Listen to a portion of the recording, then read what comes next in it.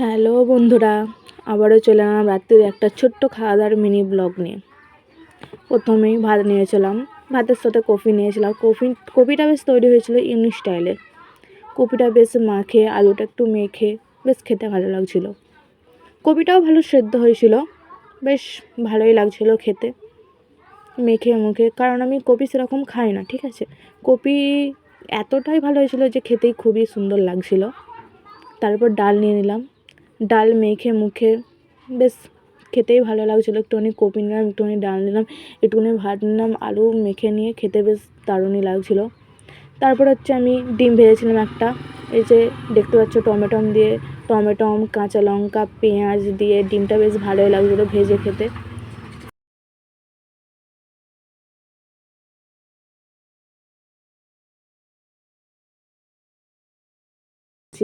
তারপর লাস্ট পথে ছিল চাটনিটা যদিও বা ঝোল ঝোল হয়েছিল, তারপর কিন্তু ভালোই লাগছিলো বেশ খেতে।